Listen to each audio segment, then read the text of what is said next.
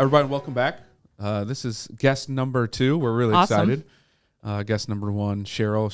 She's amazing, and she's going through some tough times right now with losing her father and whatnot. So prayers out to her. But now we're on guest number 2. Guest number 2 is going to bring a different spin than we've had thus far, for a multitude of reasons. 1, being a veteran. 2, being in the VC world, and 3, wanting to help a lot of veterans within what they're doing in VC. So we're definitely excited about having Derren involved with what we have going on, and we're excited to educate you all more so on what and how you can get involved, either now or in the future, and let alone how we're working together with Derren. So welcome, bud. How you doing? Hey, I'm great, man. How are you doing today? Doing well. I mean, it's a little warmer today. I think the high might be in 12? the 20s. Tomorrow will be 40s, so we're excited. How's the weather down in Knoxville? Man, it was good there for a while. We had a cold spell hit, though. It was about 30 this morning when I was out working out, but we should get above the mid-40s today, so I think we'll be ahead of you guys. But it's a far cry from this time last week where it was 70. Oh man. Wow. I mean, That sounds really good. We joke about it sometimes. It gets in the mid 40s, maybe 50. It might be golfing weather. Flip-flops. Yeah. There's no snow. And we're All going the golfing. time. And flip-flops. And flip-flops, right? Yeah. Yeah. So, Yeah. but let's My first tour of duty was in Minot, North Dakota, where Oof. 100 below keeps the riffraff out. And so when it got to about 10 or 15, you saw people out there barbecuing. That was 30 years ago, and nowadays, if it gets below 40, I'm just kind of like, dang, man, where's my jacket? Right. So it's a lot different mentality. What's the saying they have there? Why not my not? Is that what they say there? They say, why not my not? Reason's the reason. Yeah, that takes a different mindset. Yeah, absolutely. But, I think I'll visit in the summer. let's get this kicked off with your background, who you are, where you came from. And when we do this with guests, we do it from like your childhood, essentially. We really way wanna, back. way back. Really get to know who you are, what developed, and how you even got to where you're at. So take us through. Yeah. Well, first of all, thank you so much for the opportunity. I love talking about the mission and vision of how I got to where I am and where we're going. And my background is somewhat straightforward. I pretty much was born and raised in South Carolina. Charleston, South Carolina is where I was born, and then raised in the top of the state in Greenville. Early childhood, I enjoyed being active, being a part of teams. Played soccer for about 10 years. Ended up running track and cross country, high school through college. Ended up going back down to Charleston and go to the Citadel Military College in South Carolina, and ran track and cross country for them. And then decided to my junior year obtain a commission through the U.S. Air Force. And so upon graduation, I was commissioned as a second lieutenant. This was way, way long ago. Couple years. Yeah. So, and as I mentioned earlier, my first tour of duty was Minot, North Dakota. So for a guy who very rarely trampled above the Mason-Dixon line, going to Minot, North Dakota, they had to tell me, where that was,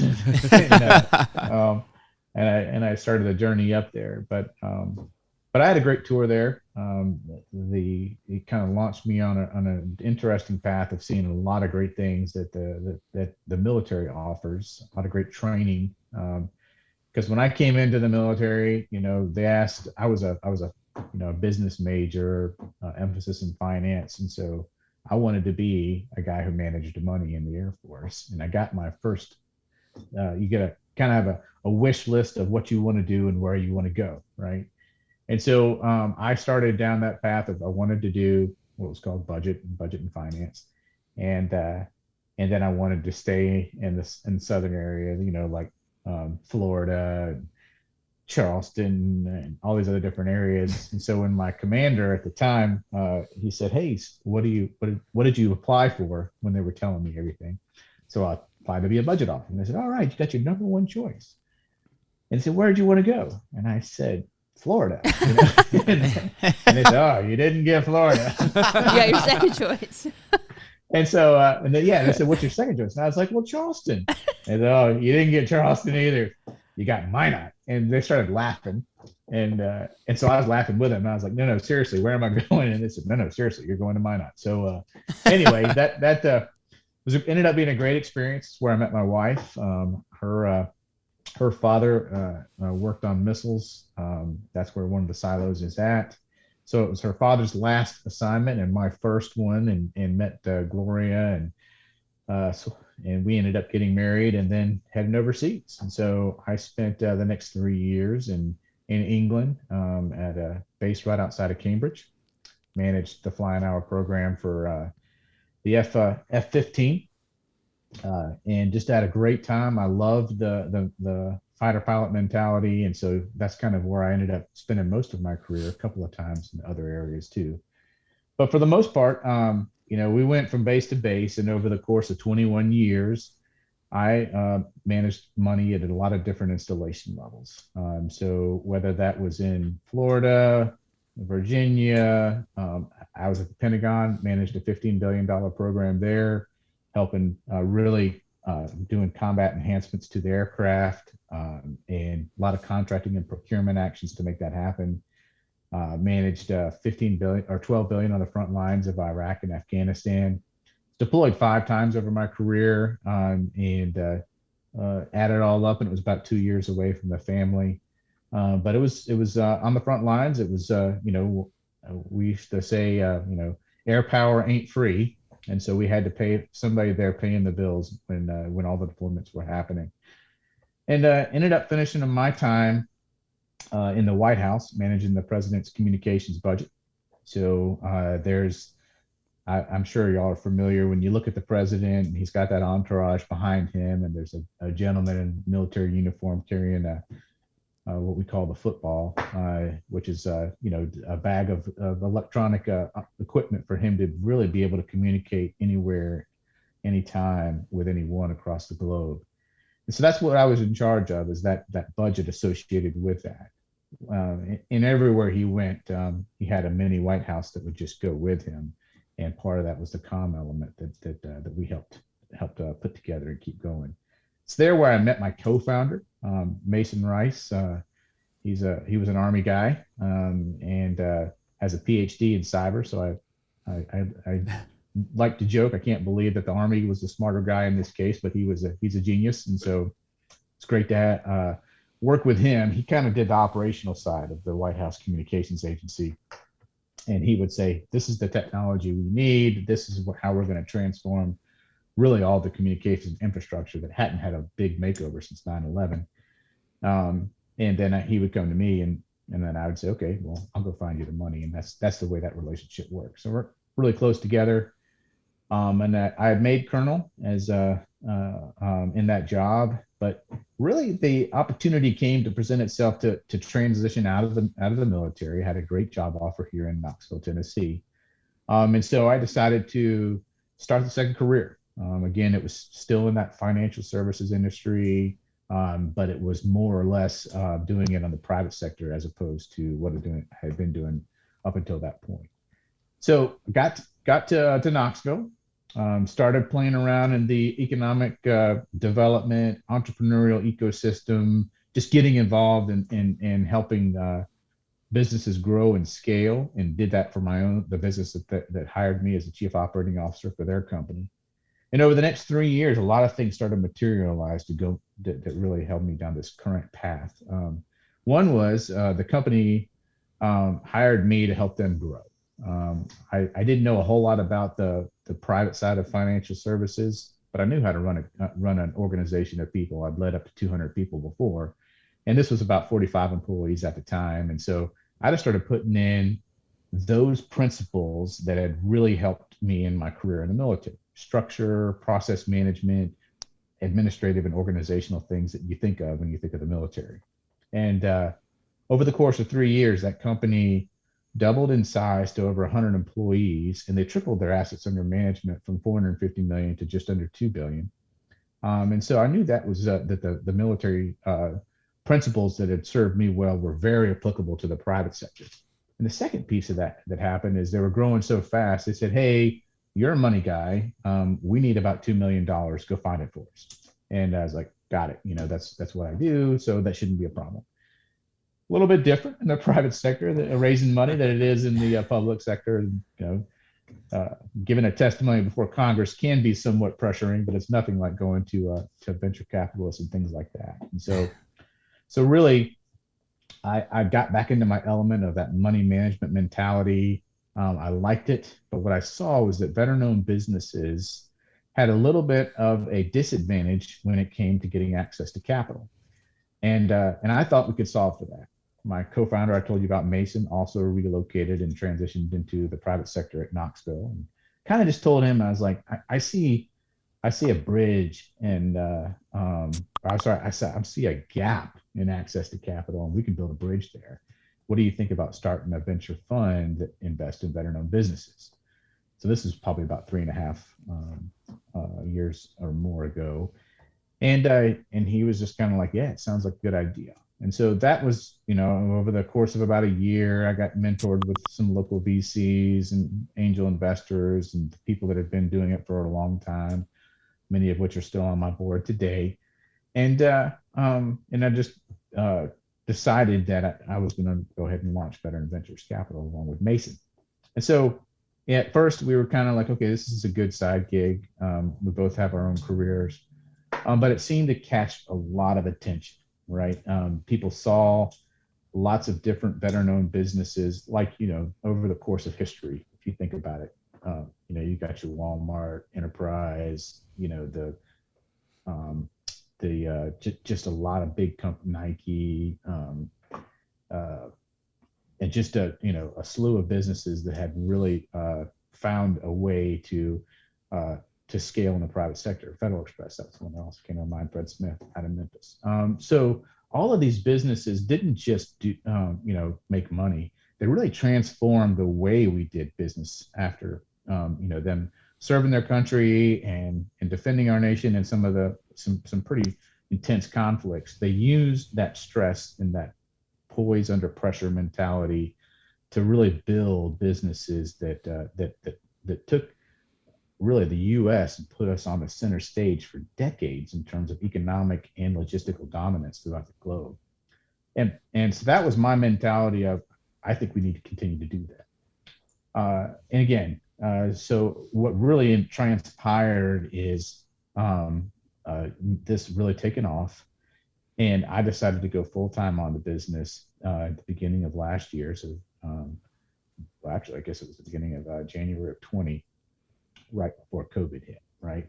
So that's kind of, we have aspirations, and we're well on our way of raising a $50 million fund that will invest in veteran-owned businesses across the spectrum. Okay, we see about 7 or 8 pitches and applications a week, but we found that the greatest area of potential lies in what the military is good at. So our national security and defense sectors, those are the areas we get some compelling deal flow. And it's kind of where our sweet spot is. If you think about security, like cybersecurity, data security, physical security, those are areas that obviously we play pretty strongly in the Department of Defense. Logistics, massive movements of cargo and equipment, medical supplies and those things. Supply chain management.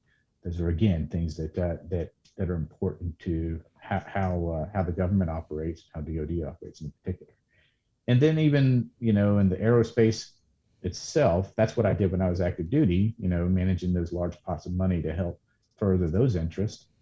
So those are the areas we kind of specialize in. There's a team of 4 of us that, again, most of us were on the other side of the coin on the DoD side. So we know how the contracting scenarios and procurement channels, how all that works on that side. And so we can help our companies get opportunities to do business with Uncle Sam. And that's what we've been able to do over the past couple of years. We've made 5 investments as we continue to raise the full capitalization of the fund. But we've also garnered over $1.6 million in non-dilutive funding on top of the equity investments. that allows those companies to take advantage of R&D at the government's expense, which really leverages the investor's dollar to make it go for, 2 times of what it would normally be in a typical venture fund. So that's kind of the evolution of where we've been. We've seen probably in the last year and a half alone close to 500 pitches, right? So we see a lot of deal flow, and we're open to anything, but we also see where those where the special skill set and of what we do and what our companies are able to do in really bringing home that opportunity to to the companies that we think will be the biggest bang for our investors' buck, right? Because I want to see a fund 2 and a fund 3, and Right. 4. So yeah, so I probably went too far too quick, but but I get on a soapbox, so I apologize on that. I really love what I do. Yeah, well, no, passion shows. So let's back up though and let everyone understand what is venture capitalism. What is your fund when you say fund? So what is it? And then you talked about vetting. So let's hit upon those two things in a little more detail. Yeah, so it's a so venture capital is a form of alternative capital, meaning alternative really to the equity markets. So what you have are different ways that you can help businesses grow and scale. And the traditional path is typically, you have a smaller company. I won't call it a mom and pop, but a smaller company that is trying to can generate revenue. They get a little bit of revenue in, and then they go to a bank to get a loan to help the company grow. And that's the traditional way of doing it, and the way most businesses are able to do that.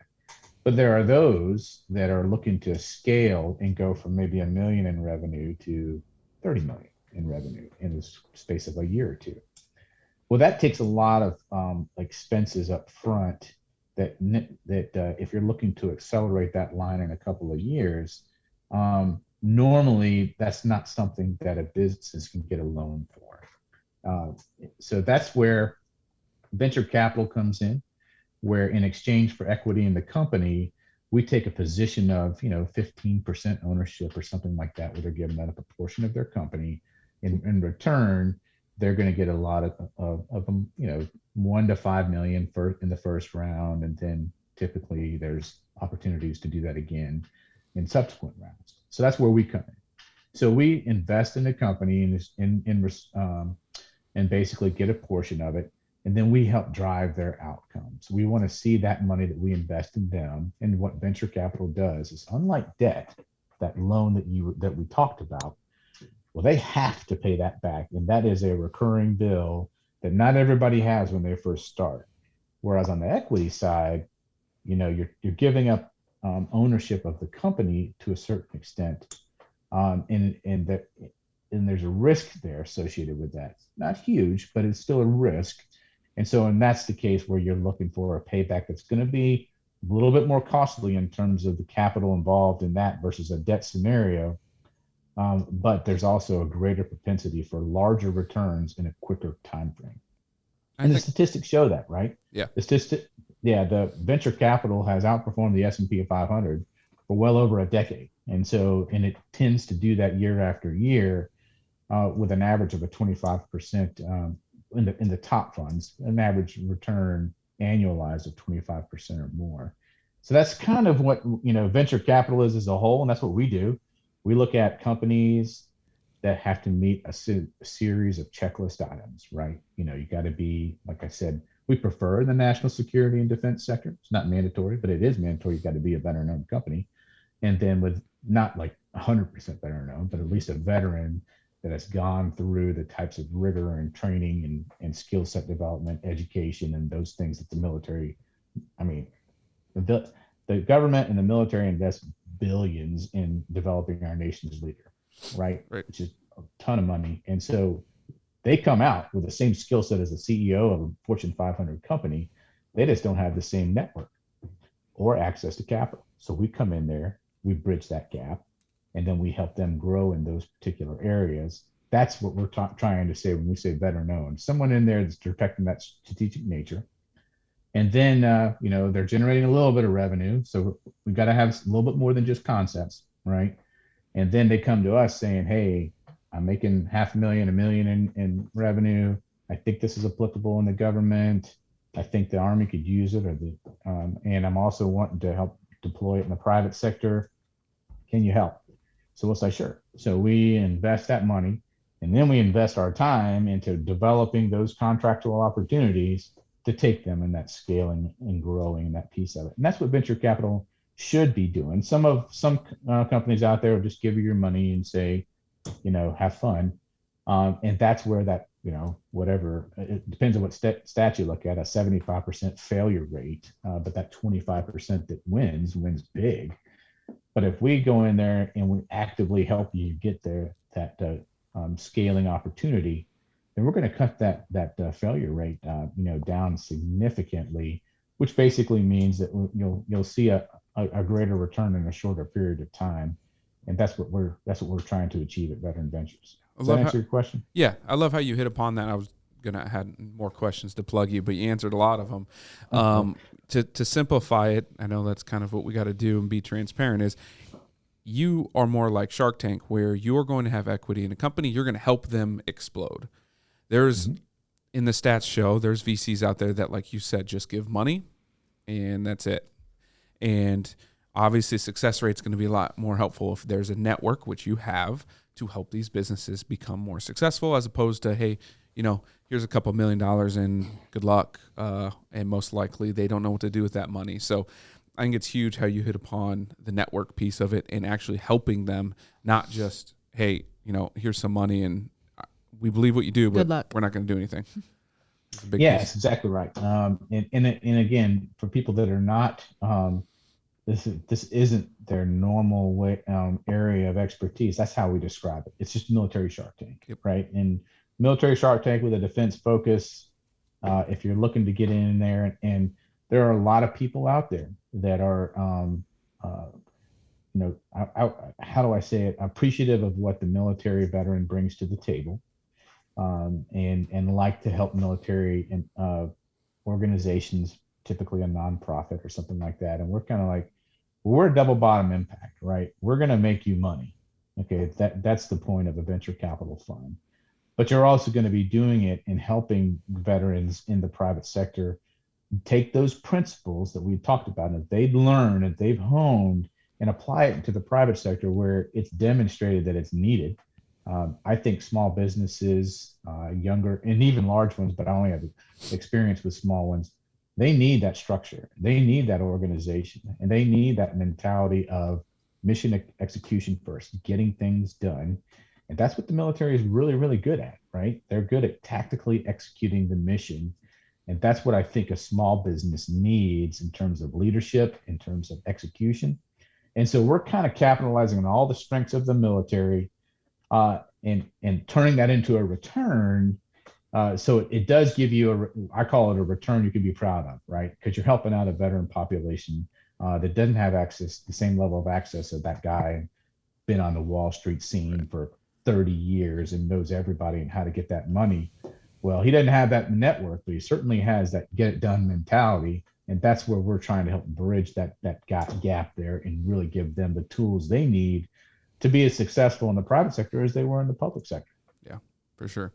So we've hit upon how you help the business itself. Now let's talk about what everyone cares probably more about, and that's the investors, right?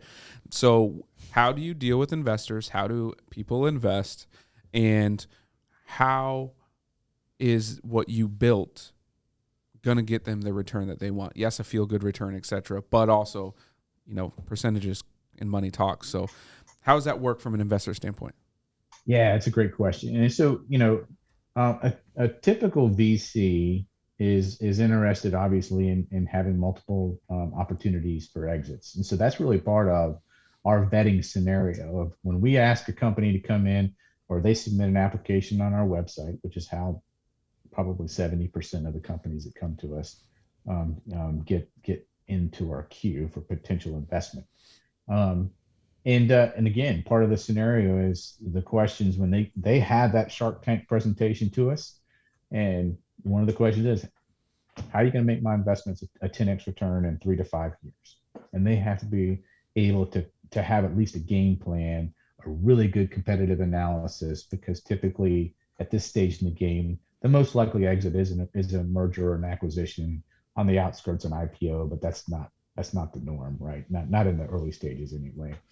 And so that's kind of the mentality we look at. Is part of the investment philosophy of us is, okay, what's your exit strategy? Okay, so we got to be able to articulate that to our LP investors that are a part of the fund. So from a vetting standpoint, it's part of the upfront investment look analysis. By all means, not the only piece, but it is certainly a key factor when I have, 10 great opportunities and 3 of them really have a good scenario of, Lockheed Martin or Boeing or these people, we're right in their wheelhouse. We take away 1% of their market share, and out of a defensive play, they're going to acquire us. So that's part of the answer on the investment philosophy, because if you look at the security and defense sectors, the publicly traded side of the house, they typically trade at a higher multiple, upwards of 10, 15, even 20 times earnings on the public sector. So what does that mean? That really means that if we get a really large government contract, then their earnings shoot up from a 1 million to a 7 million. You get even a 10x on their earnings multiple. Well, there's your 10x return in a shortened period of time. So again, we've got the methodology on repeatable ways of getting these companies to scale quickly. On the other side of the house, obviously we're trying to round out the full capitalization of the 50 million this calendar year, probably in the first half. And so that mentality is we are we've got an incredible back office operation. We've used one of the largest fund administrators in the nation that serves as a fiduciary, so we make sure that we're in complete compliance. Obviously, that's a key component of the military, right? Yeah. We'd like to be checklist mentality on everything. Yeah. And so that's the way we conduct the fund operations too. I believe, Story, you're on our monthly newsletter. You see the type of communication that we do on a periodic basis to our investors and those people that we consider ambassadors or friends of the fund. So we keep a contact up there. And the other thing that happens that I think may not be unique, but the way we employ the limited partners that come in that have an affinity for a particular, let's say that we have one that is in the medical profession, right? And they're like, you know what, if you have any of these young companies that are trying to go through that, the medical side of the house, whether that's FDA approval or something like that, we don't have a lot of those, but we have some, then I want to be a part of the vetting scenario because I've been in this business for 20 or 30 years. And we're like, wonderful, right? They are using their expertise to come over and say, this is what I want to see a lot of. And whether that's energy, whether that's medical, whether that's cyber, we have all those types of abilities. And when we invest in a company that has some level of, like, we have a logistics drone company. And one of our investors is not only located near the company, but also knows exactly where they've done what they've done. He was a former tech scout for the government, so he knows that technology really well. Well, that allows us to bring him and put him on as like the ombudsman of that particular relationship. And so we're able to leverage the strengths of our LPs wherever they want it. And if they want to be a passive investor and just invest in the fund and get updates, we have quite a few of those too. And so we're able to kind of just, however you want to be involved in the fund, we're able to accommodate accordingly. Does that make sense? Oh yeah, definitely. Yeah. I mean, I think it's awesome that you guys acknowledge the strengths that other LPs or other investors have and allow them to run with that. Whereas maybe some other VCs, how you've mentioned, are just interested in funding. And let's let this company run its course. But having those LPs with that expertise, like you just said, in that tech world right there, or the medical world where you might not have it or somebody on your board might not have it, is huge, and it allows you guys to grow really rapidly. And I think that's interesting and unique to you guys for sure. Yeah, and that's kind of what we're really trying to not be, so obviously, I have a pretty big bent towards the veteran mentality, right? But I'm also quick to acknowledge that I want best of breed. I want to see those people that have excelled in the private sector, have built their career. The folks that I turn to are the 20 or 30 years in venture capital or angel investing, corporate venture. Those are the people that I align myself with, because that's the people that have demonstrated excellence in those areas. Bringing them on board, I've got some military distinguished careers, 1-star, 2-star people on the board that have done very well, both in the public and private sector, or tech scouts that are, like I was, and got out in a certain stage of the career. So we have that mentality is to say, we believe veterans make great entrepreneurs, and they're going to make investors a lot of money. But I'm also ready to say that, come and join us. Doesn't matter what your background is. If you have an affinity for the military, if you are a veteran, that's great. And let's face it, though, there's not a lot of billionaire veterans out there, right? That's not why we serve. But if you have an affinity for what we're doing, if you believe in the cause, and you want to make money on the same vein, this fund's got some place for you. And again, if you're a passive investor and you just want to make money, I'm not going to turn away your money, but I'm definitely more interested in people that want to just catch the vision and be a part of what we're doing here, no matter what the background is. For sure. So, got $50 million to close this one out. How much more do we have left? Oh, we've got somewhere around the nature of 15 million in the fund now. Okay, and so with a healthy pipeline, so to speak, of sales opportunities and family offices and high net worth individuals. And once we get to this critical mass of 20 million, that seems to be the number where a lot of these institutions have said, okay, we'll get in. We're just not going to be that first money in. As I'm sure y'all are well aware, that first fund is the toughest to get done. And then within that fund, the first 20 million or so has been a challenge to get to as well. But after that, I mean, people then realize that they're a part of something bigger than themselves, which is really what the military is all about.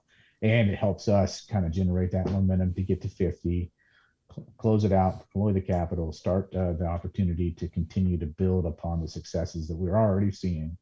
Like I said, we've invested in those 5 companies, a couple of which we've already garnered several other opportunities to do business with the government.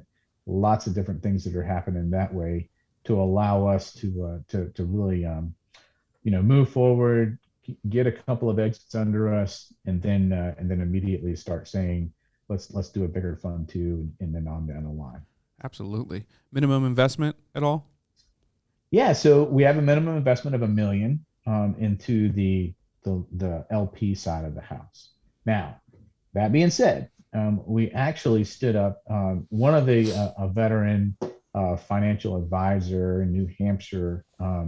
He really liked what we were doing. Met him about 2.5 years ago, and he basically said, hey, I really like what you're doing. Most of my clients are not involved in alternative capital. I'd like to get them to do that. Obviously, since I'm a Navy guy, I'd like to see this happen.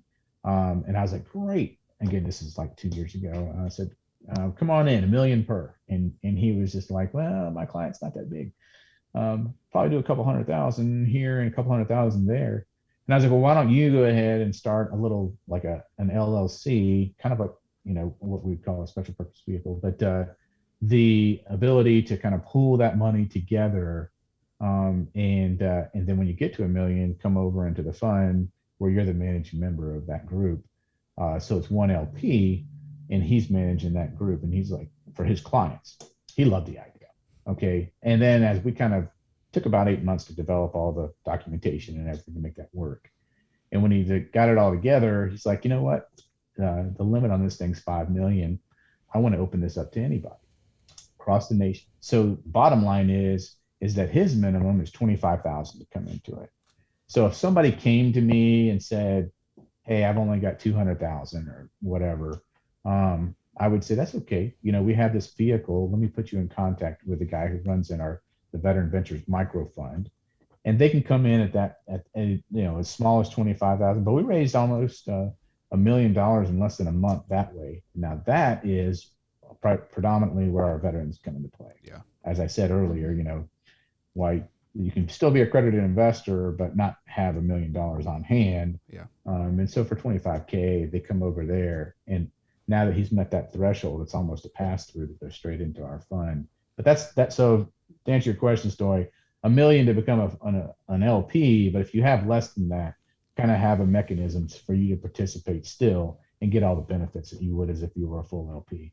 Absolutely. And I think that's an important piece where investors out there who don't know even VC or private sector or any of that, they think, well, if I can't trade it on, the stock market, I can't buy it. Or if I don't have $1 million, I can't get in. And I think it's very important that, one, you guys do it that way, because obviously we've talked and that's how we operate, but finding groups of people or advisors or someone to help pull it together, because most places are going to accept, hey, yeah, we have $1 million. It's just from an LLC, not one person. They're going to accept that money, and then it gets them into the game, right? It gets them started, gets them involved, and then it's, their advisor's job, planner's job, right, to grow their money so that way they can maybe just put $1 million in later by themselves. So I think it's very important that you said that, and very much educating others that, hey, there's avenues to get through to getting involved, even if I don't have, $1 million sitting in cash, because, no, we don't all have $1 million just sitting there waiting. So definitely appreciate that. Yeah, that's awesome. All right. So I think we learned a lot here overall, and we're going to post, obviously, I'll post a copy of your newsletter and get all of the social medias out there and blast you as well. But we definitely appreciate your time. Any follow-up questions from the audience? I don't think so. I mean, I've just been taking notes on my end, and Stoy, you can kind of attest to this as well. A lot of my family are veterans or have been past military members, so it's huge. And I think before we, say goodbye, we always want to thank you for your service, your partner for his service, and all those partners that you're working with as well. There's a lot of freedoms that we have today, and us sitting here today, that wouldn't be possible without sacrifices that you guys are making. So we definitely appreciate that there. And I appreciate that. And I can tell you, we do it for folks like you and for opportunities like this, right? It's the idea of, we believe in the ideals that we fight for. And we believe that the service that has happened in the service of our country, well, that doesn't stop when you take off the uniform. In fact, I would say there's a mentality there to kind of bring that ethos into the private sector. And so that's why I'm such a firm believer in the cause. Obviously, I demonstrated it in my transition, and I know that the people that we work with have that same mentality of, we're going to take that hill, right? The mission is going to get accomplished. Why not help them? And again, there's nothing wrong with you investing in them, making a return, and seeing them scale and grow and being able to rinse and repeat, right? That's really what we're trying to do here. But it's that service mentality. I think veterans, again, bring a certain skill set that they're just not used to second place. There is no second place in the battlefield. And so that opportunity to have those stressors and those things that, what we like to say, bullets on the battlefield, transition nicely to the boardroom. There are those organizations that do have opportunities to reach out to the small minority that come out of those battlefield operations in less than 100%. But that's probably about 15% of the force. 85% or more are ready to come and take those principles and apply them in that private sector and help out that other 15% as appropriate. So that's kind of, so again, appreciate that, the service mentality. Again, we do it because we love our country. We love what it stands for. And I think that those principles that made our country great and the service that happens therein is applicable to the private sector just as much. Absolutely. That's a lot of the notes that I had. I mean, again, it's scaling fast with you wanting that long-term success for that business. So scale fast for investors and long-term success for that business itself, and the belief in that veteran-owned field is huge. And I think maybe we need to focus on it a little bit more. That's something that, right now I'm glad we're going to plug this and blast it all over social media is let's blast that sector and let's get that mentality out there. Cool. Absolutely. So we appreciate it. Listeners, we'll have in the description, of course, all of our contact info, as well as how to get a hold of Derren and Veteran Ventures. If you have any other questions, obviously hit us up. We'll connect. I know Derren calls me all the time, so we'll get together and we'll chat about it. If you're a business owner and you're wanting to get involved or don't really know what's going on, again, reach out. I think it's vitally important to at least learn to go through that process, regardless if you're not going to make it or not, right? You still need to know that process. It'll help you grow overall. And Derren, again, appreciate your time. We're definitely going to have you blasted everywhere. And as we go through and you're adding people, more businesses to the fund, we're going to blast that. We're going to do everything we can to make sure we hit that 50 million goal as fast as we can. So definitely appreciate your time. Great. Well, hey, I appreciate the time. You guys are doing great. The opportunities that you are affording folks like me, it's something that I believe strongly that teams make all the difference in the right world, having the right people on the team. And so really glad y'all are a part of it. Look forward to all the different collaborations we're able to do together and again, move forward together. Awesome.